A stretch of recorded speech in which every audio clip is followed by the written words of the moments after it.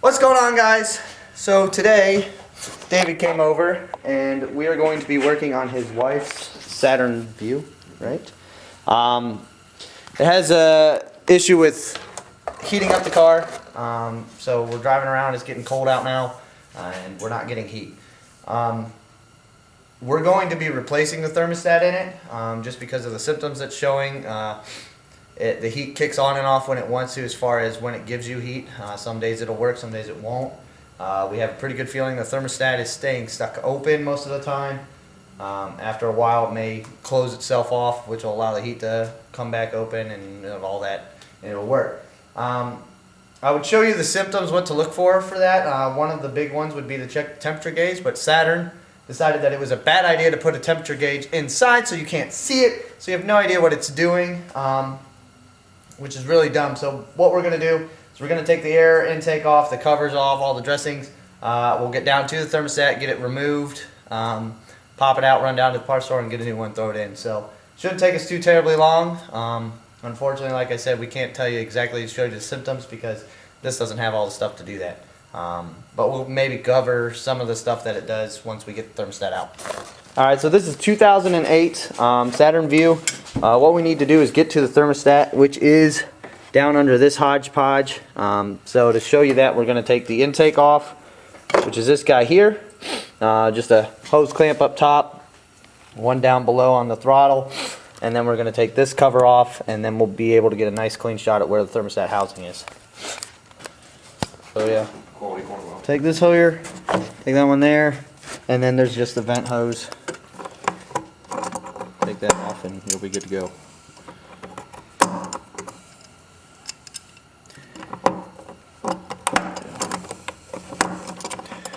You okay?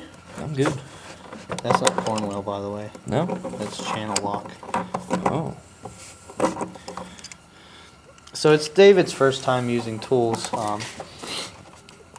You broke it. That's cracked open too. Look at that. Yeah, look at that. That'll be alright. Let me see those. This is like for getting in tight spaces, but this one's being stubborn, so we'll just, can you see that on camera?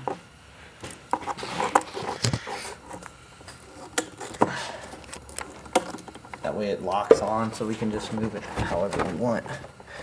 But I have a feeling this is going to break as soon as we,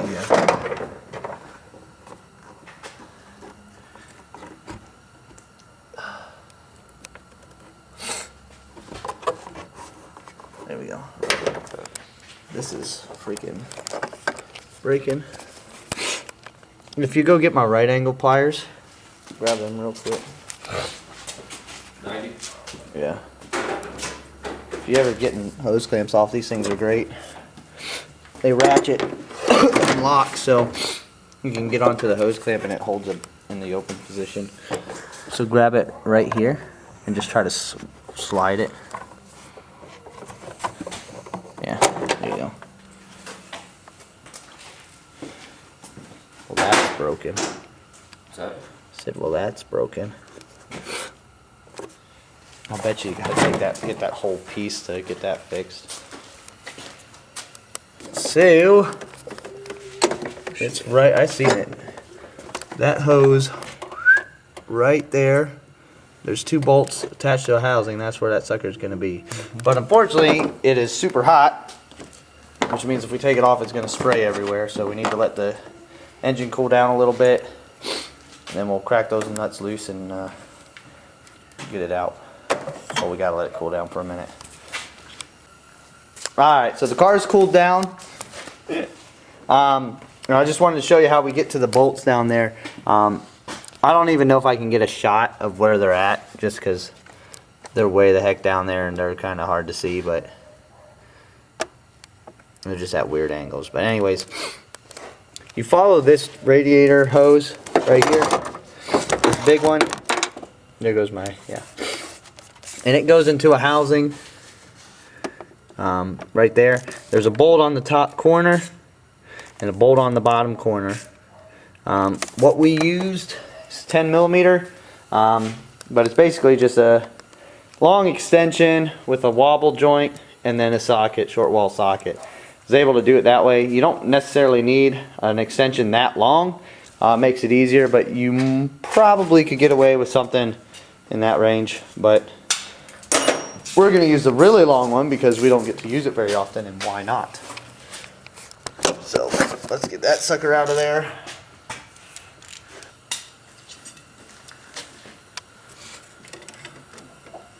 There we go. Wait till we have to put them back in.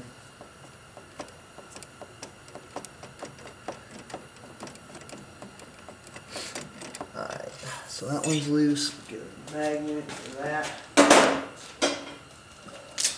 Pull that one out of there. Hey. We didn't drop it. Now it's loose. We can pull that out. It's going to make a mess. So let's just grab this catch pan. This is the part where you're supposed to drain everything before you do this, but I'm not going to give a reason on why I'm not doing it. I'm just not doing that. Okay, so what we did is we zip tied the housing up out of the way. The only reason we did that is because this reservoir holds fluid. If we left it hang, all of what's in there is going to go all over the ground. So we're just trying to eliminate most of that from happening. And right down there is our thermostat. Right there. That general direction. We got to just pop that out. It is a good idea to take note of how it was in there.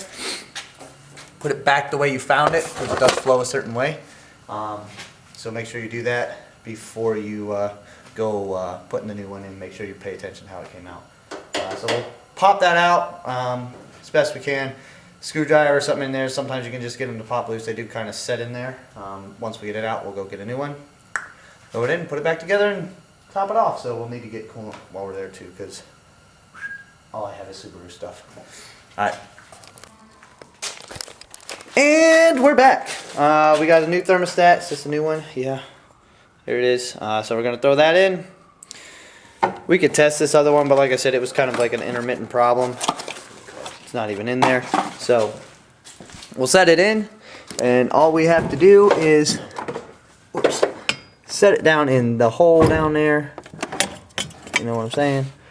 Right there, we'll set it in place, set the housing back on, and bolt it down, top off the coolant, let her heat up, make sure she doesn't leak, and we'll be good to go. But as far as symptoms go, when you're doing this, things you can look for if you're trying to figure out why you don't have heat, because if you just jump the thermostat, generally they're pretty cheap, 15 bucks. I think that was what, 20 bucks. So generally you can jump the gun and just do the thermostat, but if you actually want to figure out what's going on, you need to know when it's happening, when you don't have heat, why you don't have heat. If you're driving all the time and your temperature gauge just stays down, generally what that means is this thermostat is stuck open, which means it doesn't give the coolant time to heat up, which can cause that just to cycle coolant all the time, especially when it's colder out, so you won't actually get that warm, so therefore you won't get heat. If you're driving and let's say you give it hard throttle and then you get warm for a little bit and then it cools off, I would say more than likely that's either low coolant or a plugged heater core. So obviously check your coolant levels, make sure they're all topped off. And if they are topped off, it could be a plugged heater core. If you have moisture on the inside, that's probably a bad heater core and it needs replaced, which is a suck job on pretty much everything. I tried to do a video on one and I failed, so it didn't get uploaded. But yeah, hopefully you never have to run into that problem, because on no car are they a good time. But yeah, so check your temperature gauge, see what it's doing. If it's not moving, generally it's probably going to be a thermostat or a bad gauge or something like that. But generally it's going to be the thermostat itself. So usually you can get those pretty cheap if you want to always just throw one in if you do any work on it. It doesn't hurt to just throw a new one in anyways, because they do go bad. Otherwise, if these get stuck closed, you'll get a car that constantly overheats because it doesn't open to let the coolant cool down. So that's another way you can tell a thermostat's bad. But we're going to put a new one in. Hopefully she works, and then we don't have any more problems the rest of the winter. So let's get back to that. Question, how do we put this down in there? Drop it like it's hot. Drop it like it's hot. You see that down there? Hi, guys. That's where we got to put our thermostat. All right. Do. That didn't work. Let's try this way. That's kind of working. There we go. Now, sometimes on your thermostat, oh, look at you, cameraman. You'll have a little flapping piece that's kind of loose sitting in there. That is generally what they call the vent. If you ever replace one of those and it does have that, place that towards the top because that does allow air to recirculate out and help get air out of the system. It's not a end of the world if you forget to do that, but this particular one doesn't even have that. Probably because of the way it's mounted, kind of straight up and down. It's at, I guess, a 45-degree angle, but the ones that go in straight horizontal will generally have that, and that'll help vent air out. So make sure you pay attention to that. Now we have to cut our zip tie, line that up. That's just so you know, this is probably all going to leak out now because by the time I get those bolts in. Now there's a couple little tricks you can do to extend these bolts back down there without dropping them out of the socket. One is to have a magnetic tip socket. This is not one. The other one is to get a little bit of grease, put it on the head of the bolt or a little bit of tape, and then when you put it on the socket, it'll actually have a snug fit so it won't fall out. I like the grease option because it just wipes off later. I've had the tape get stuck in there or stuck down there, then it gets hot and melts and it just smells bad. So there you go. A little bit of grease, put it in the socket. Now it doesn't fall out. Oh, that's so cool. Magic. You're such a smart guy. Magic. But yeah, go ahead, cut it.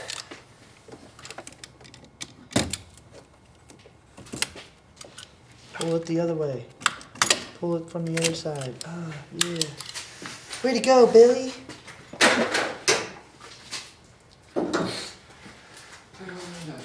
Yeah, we're about to lose all of this. Hindsight, but So we got a gallon. yeah, we got some more coolant, so we'll be fine. We're just making a mess on that.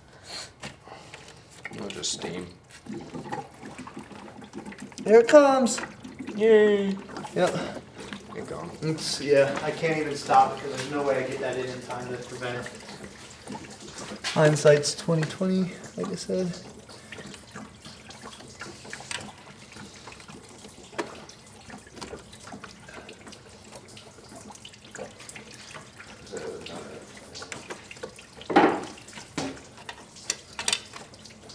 I'm hoping that's not cross-threaded. Alright, so I got the bottom one in, but getting this top one. This top one is the absolute jerk. Absolute jerk. There it is, the red one. So my camera just shut off again. It does that from time to time now. I don't know what all you guys have seen, but basically we're putting the thermostat housing bolts in, and I was just stating how this top one here is a pain in the butt. So back to the action. That's when my wife, she asked about the corner I built. Uh-huh. I was like, it's tools. It's nothing I don't need. Right. I'm like, I use this stuff. I'm like, there's nothing. This is how I make a living. I had to argue with that. I'm like, there's nothing in my toolbox that I I have not don't need. Right. At some point in time, I'm going to use it. Some of the stuff came in a package deal, and I needed 80% of the package. Right. But I will use all of it at one point in time in its life. Just work. That's how you Mel called me like, How is this not going in? Marty comes from this You angle. twist this, and I'll just scoot this housing around so I can till I get it in. I was like, wait. No. You can't get it from the other angle. That's why I went that angle. Yeah. Yeah. We're back at it with the Satan bolt. This thing's being Satan. Almost like it decided to go, you know what? I don't fit in here anymore.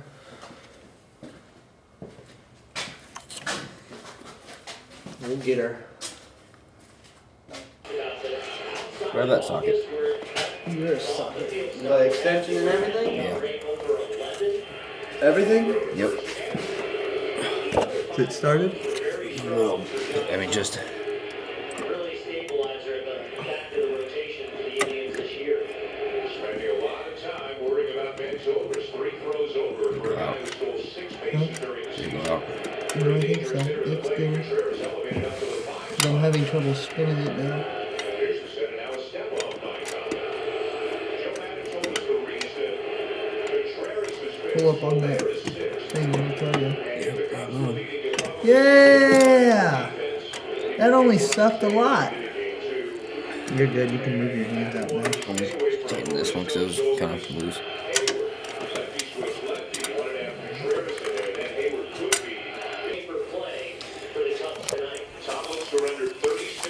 So why David tightens those up, because that was Satan. We basically just got to top everything off once we're all done. It's just in a terrible, terrible spot. Not necessarily the bottom one. That one's not too bad actually. We got that in pretty quick. It's just that top bolt. And see if we can see it, but that guy right there. That one's he is. I don't know what else to call him but Satan. Like, he's the worst. So now we're good. We'll top off the rest of that reservoir. It's probably going to smoke for the next 45 minutes while it runs. Just because we spilled a lot of coolant. But she's on. You should get a YouTube hat. Whenever I go on camera, I gotta get my YouTube hat. So yeah, we'll get everything put back together, top off the coolant, let it run, make sure everything's working, no leaks. Like I said, it'll smoke for a little while. Whenever you do any type of coolant change out part, whether it's a radiator, a hose, or a thermostat, you're probably more than likely going to get coolant everywhere, all over your hands. It's going to smell, and then it'll smoke afterwards once you turn it on. But don't worry, once it runs for 10-20 minutes, you'll be fine. So we'll go back to that, and then we'll be good. Hey, look at that. If you don't know what coolant you got, get the any make and model stuff. Yeah, it's 50-50. Any makes and models. This is pre-mixed, so it's the 50-50 already. I usually buy the full jugs and then I mix it myself, but this works just as good. You just don't get near as much for what you pay for, I guess. But yeah, if you don't know what coolant's in it, definitely put the any make and model. If you do know what's in it, just put the same stuff back in. Mixing coolant can be a bad idea. It can break some engine parts, so always make sure you know what you're putting in.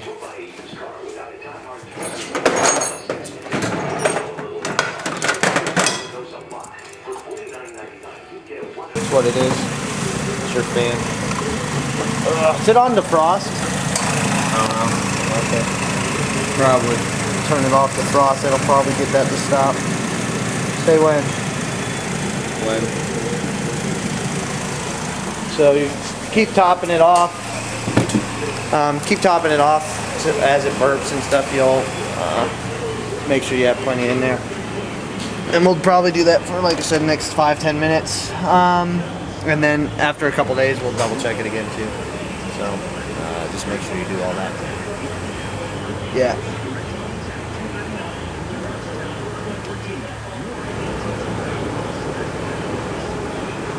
That's your AC compressor when it kicks on.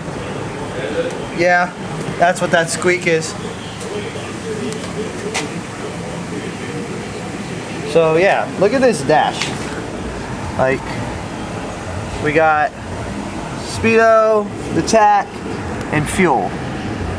There we go. So how in the world are you supposed to tell if your coolant is spiking? That's obnoxious. I'm sure it's got, well, it probably has a light or a sensor and stuff and all that whatnot, but I like to keep an eye on what it's actually doing at all times, you know? So while we're waiting for that to finish up, I just want to go over a couple things we got going on with the Subaru coming up. We have the valve cover gaskets that are needing replaced again. I didn't make a video last time I did them because I didn't know what I was doing, but definitely try to get a video of that coming out. I got Rally Armor mud flaps coming in. Hopefully in the next week or so I should have those. So we'll do a quick how-to on that. That should be fairly simple, straightforward. But keep an eye out for both of those videos. Please like and comment, do all that fun stuff. But yeah, basically we're just waiting for the car to heat up. It's holding right now. Pending any major leaks once the thermostat opens, we're good to go. So I just want to say thanks for watching. If you guys stayed in tune this long, say big thanks to David for bringing the car over so we could do it. But yeah, I'm Bo Money. See you guys later.